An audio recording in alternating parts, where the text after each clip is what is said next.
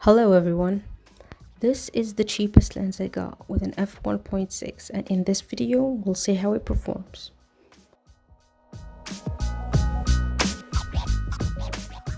Let's talk about how much it costs. About a year ago I got it from AliExpress for €25, which is about 28 USD.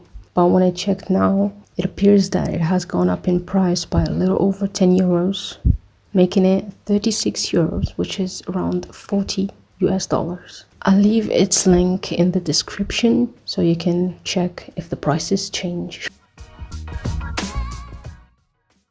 The lens came in a flimsy box and wrapped in plastic.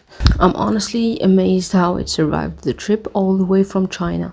Surprisingly though, the lens was made out of metal and feels really nice. It feels more premium than the plastic Sony kit lens. It came with caps to protect it and has a nice silver mount. First impressions, I really like it so far. Now let's talk about specs. This is a 35mm f1.6 manual focus lens with minimal focus around 38 centimeters. This lens is made for APS-C cameras. I have the E-mount version for Sony, but the seller does offer Canon and Fuji mounts. The focus ring has these little dents to put your fingers, which I like, but it turns less than half a turn for all the focus ring, and that can make focusing really sensitive, but overall it's okay. The aperture ring turns smoothly and doesn't have specific stops, so you can accidentally move it while filming.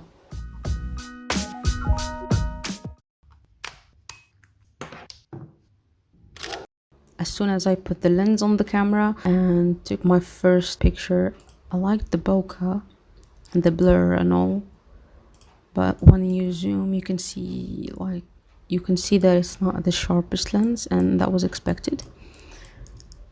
I tried to focus here, and just behind the focus line a little bit you can see that there's the halo effect. So I tried to take a couple of pictures. These are just first tries, and you can see it here. I tried to focus here on the name of the apps, and immediately behind it you can see kind of a halo effect.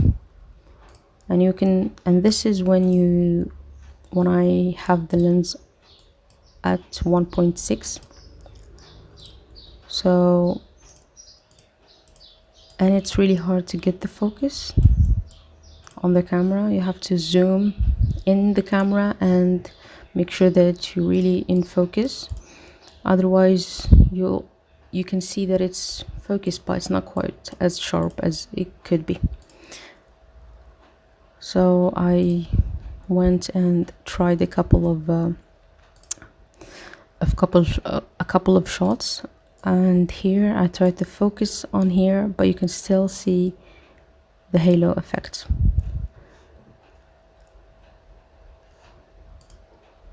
Here you can see it's well focused, but overall the picture, if you don't have to zoom, you can see that it's an okay picture.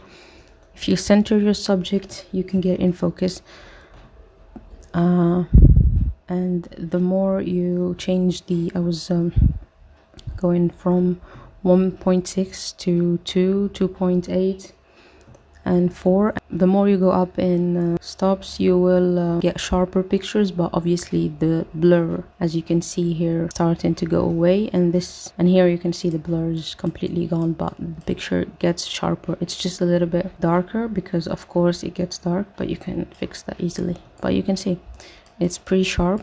The ISO is at 800 compared to the first one, which was at 100, and it was nice. So that's the benefits of having an f1.6, but it's not the sharpest one. I tried it here too, and I tried to focus here, and you can see the halo is pretty strong, but every time I go up, this is f2, and this is 4. You can see that the halo is gone, and it's a nice blur here, and it gets sharper of course as well. You can fix the lighting here, but the bokeh behind it gets less blurry every time you go up in stop. And here I kind of try to get some picture charts, or I don't know how you call them, just to see the performance of the camera. And you can see in the middle it's okay, but in the edge here there's a lot of chromatic aberration and it's completely blurred and you can't really tell. And this is a f1.6, and the more you go, of course, it gets sharper in the middle, and it starts to get sharper in the edges as well. And this is a this is the last stop. This is f16, and it's completely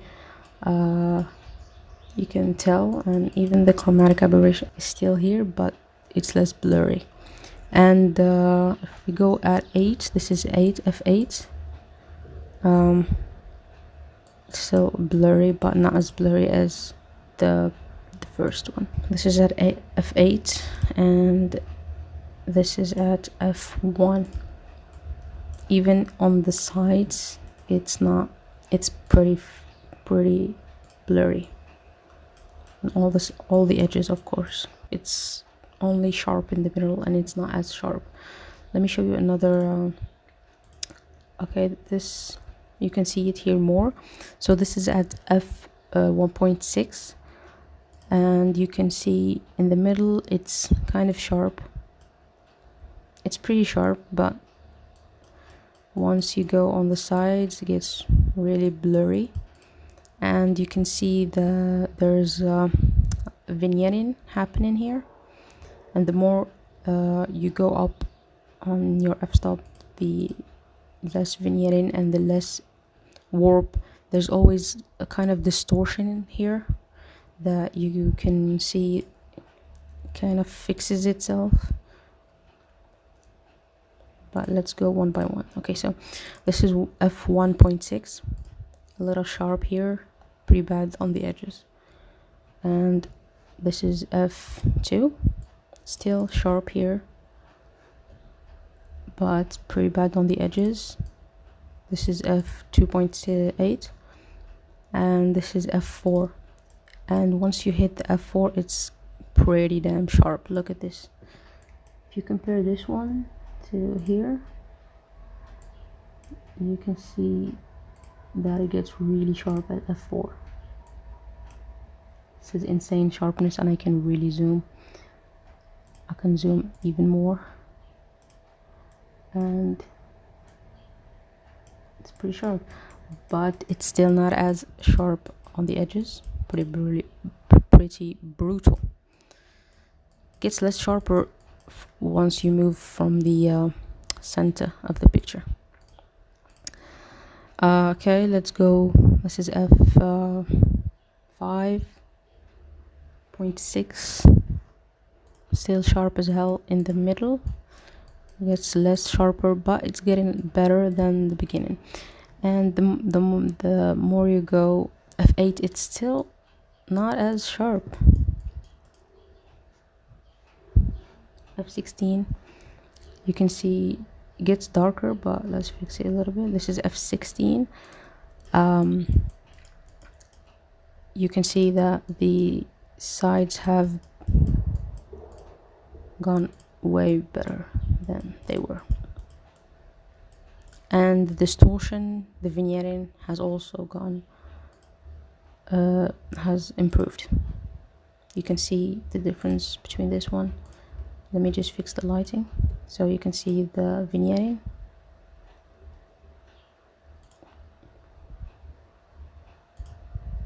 And the distortion. Mind you, I didn't move the camera, it's just the distortion that is doing this. So the sharpness in the center starts becoming really sharp at f4, and on the edges it really never gets sharpened unless you go all the way up. Let me show you the distortion. I have a picture here which is pretty distorted. Yeah.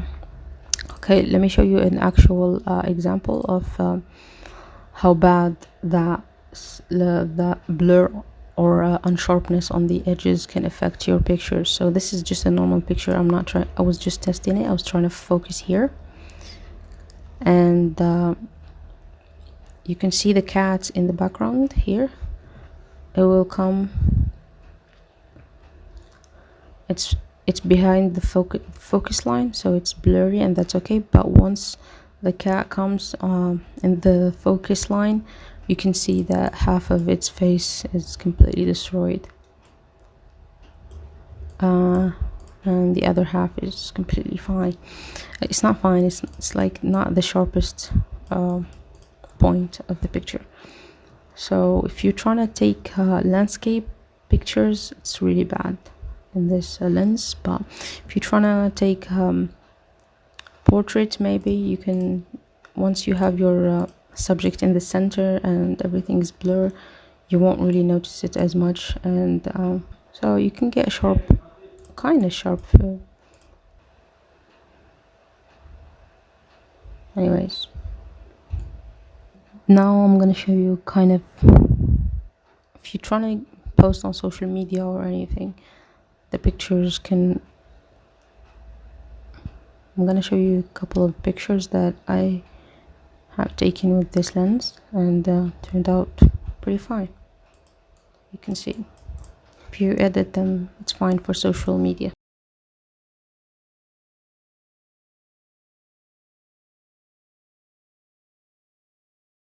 And when it comes to video, I think it's pretty good. It doesn't have any kind of stabilization, so you have to put that in mind and stabilize your shots beforehand. Here are some clips for you to see.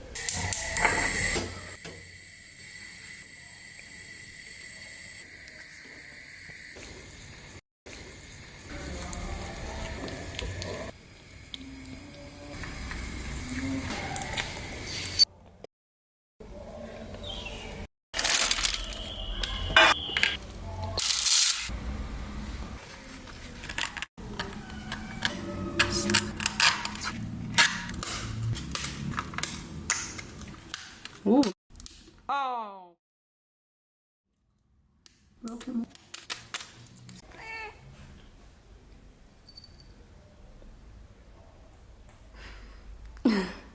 Come on.